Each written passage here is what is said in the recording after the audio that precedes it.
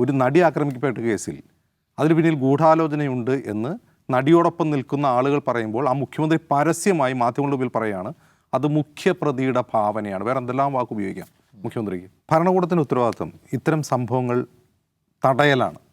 ഉണ്ടായിക്കഴിഞ്ഞതിന് ശേഷം ഞാൻ അവൾക്കൊപ്പമാണ് എന്ന് പറയലല്ല, അതുണ്ടാവാനുള്ള സാധ്യതകൾ അടയ്ക്കലും അത് തടയലുമാണെന്നാണ് അവർ ആവർത്തിച്ചത്. അത് കറക്റ്റാണ്, കൃത്യമായൊരു പൊസിഷനാണ്. ആ സ്റ്റേറ്റ്മെൻറ്റ് ആരെയാണ് ലക്ഷ്യം വയ്ക്കുന്നത്? പിണറായി വിജയൻ സർക്കാരിനെയാണ്. ഇപ്പോൾ 2016 മുതൽ 2 ടേമായിട്ട് അധികാരത്തിലിരിക്കുന്ന ഒരു സർക്കാരാണ് പിണറായി വിജയൻ സർക്കാർ.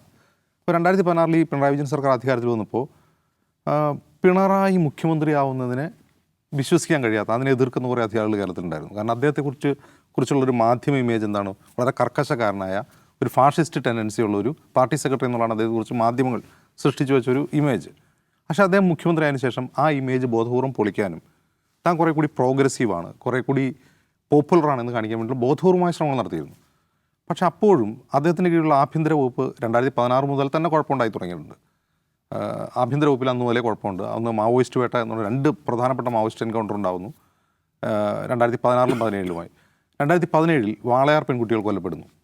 അപ്പോൾ വാളയാർ പെൺകുട്ടികളുടെ കൊലപാതകം വന്നതോടുകൂടിയാണ് ഈ സർക്കാരിൻ്റെ സ്ത്രീ സുരക്ഷ, കുഞ്ഞുങ്ങളുടെ സുരക്ഷ ഇത് സംബന്ധിച്ചുള്ള സീരിയസ് കൺസേൺസ് സിവിൽ സൊസൈറ്റി ഉന്നയിക്കുന്നത്. ഈ 2017 തന്നെ ഈ നടി ആക്രമിക്കപ്പെടുന്നു. 2017 2017 ഫെബ്രുവരിയിൽ നടി ആക്രമിക്കപ്പെടുന്നു. അപ്പം നടി ആക്രമിക്കപ്പെട്ട ആദ്യത്തെ ഒരു 2 മാസം വളരെ പ്രധാനമാണ്. നമ്മൾ നടി ആക്രമിക്കപ്പെട്ട അവൾക്കൊപ്പം എന്നുള്ള ക്യാമ്പയിനാണ് നമ്മുടെ പബ്ലിക് മെമ്മറിയിൽ ഇപ്പോൾ ഉള്ളത്. അത് സർക്കാർ തന്നെ ഇനിഷ്യേറ്റ് ചെയ്ത് ഒന്നാണ് അവൾക്കൊപ്പം. വേദികളിൽ അതിജീവിതയോടൊപ്പം മുഖ്യമന്ത്രി നിൽക്കുന്നു, നടിമാർക്കൊപ്പം മുഖ്യമന്ത്രി സെൽഫി എടുക്കുന്നു. അപ്പോൾ ഈ പബ്ലിക് മെമ്മറി ക്രിയേറ്റ് ചെയ്ത് ഭരണകൂടമാണ്. എന്ത്? അവൾക്കൊപ്പമാണ് ഭരണകൂടം. നമുക്കിപ്പോഴും നടി ആക്രമിക്കപ്പെട്ട കേസ് നിൽക്കുമ്പോൾ നമ്മുടെ മനസ്സിൽ വരുന്ന ഒരേ ഒരു ടാഗ് ലൈൻ എന്ന് പറഞ്ഞാൽ അവൾക്കൊപ്പം എന്നുള്ളതാണ്. അത് നമ്മുടെ പബ്ലിക് മെമ്മറിയെ ഇറേസ് ചെയ്തുകൊണ്ട് സർക്കാർ ഒരു പുതിയ മെമ്മറി നമുക്ക് ഇട്ടു തന്നാണ്. നമ്മൾ ആദ്യത്തെ 3 മാസത്തെക്കുറിച്ച് ഓർക്കണം. നടി ആക്രമിക്കപ്പെട്ടിട്ട് അതിന് പിന്നിൽ ഗൂഢാലോചനയുണ്ട് എന്ന വാദം ഉയർന്നു വരികയും മഞ്ജു വാര്യർ ഉൾപ്പെടെയുള്ളവർ അത് പറഞ്ഞ് മുഖ്യമന്ത്രി പറഞ്ഞെന്താണ്? മുഖ്യമന്ത്രി ഒരു പൊതുവേദിയിൽ നിന്ന് പ്രസംഗിച്ചത് അത് ആ മുഖ്യപ്രതിയുടെ ഭാവനയാണ്. നിങ്ങൾക്ക് ആ വാക്കിൽ എന്തെങ്കിലും കുഴപ്പം തോന്നുന്നുണ്ടോ?